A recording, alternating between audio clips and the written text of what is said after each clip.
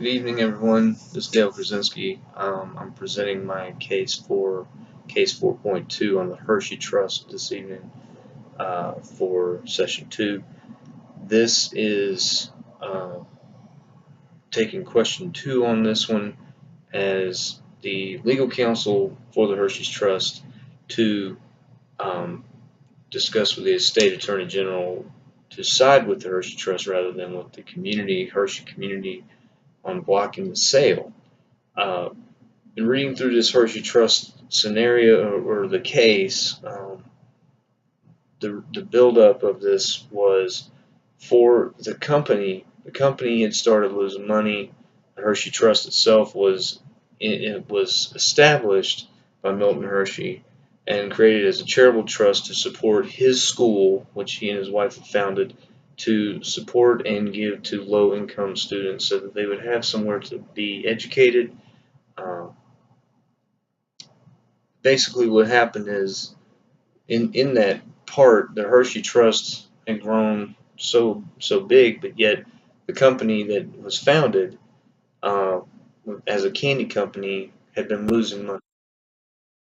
That is something that we had to look at. The problem that came about is that Hershey's Trust decided to look for ways to build on its assets. It was losing assets, so it acted in the fiduciary mode. They were looking at, because they were trying to be good stewards of the personal and tangible assets of the company and of the trust, i.e., one of those being the school. As legal counsel, I would instruct them that they would need to instruct to the Attorney General that the reason why this sale was put about was so that they could enhance their ability to stay in the market, i.e., their sale to Wrigley for $12.5 billion.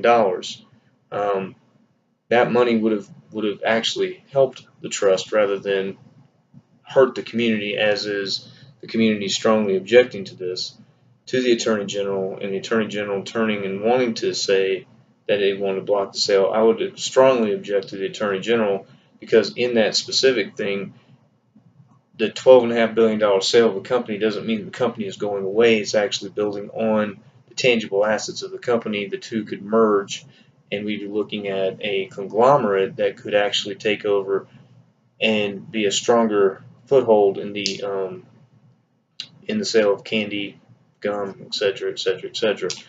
The other thing I would say is, with the Hershey community stating that they really felt that they were worried that they would lose the jobs and the community would decline. I strongly object to that, based off the fact that a strong merger doesn't mean that the company is taken over. It means that they have built on more tangible assets. Wrigley and Hershey's combined could have probably dominated that market, basically, in both one side and the other. Instead of them losing jobs, I believe they would probably have created more jobs. Not only that, the community would have actually benefited more from it. The other thing is the Hershey's company is also acting in the strategic mode of the board by way of understanding. This is coming from the word text from pages 90 and 91. Strategic mode is based off of long-term direction and goals. The company has to figure out a way to continue on in a long-term direction. They have goals that they must meet. They need to make more money towards the trust so that they can support the school. And without doing so, if you were to block the sale of the company to the other one and merge them together, you're basically in effect altering the community, altering the jobs, and altering the ability for the school to continue its upkeep and maintenance.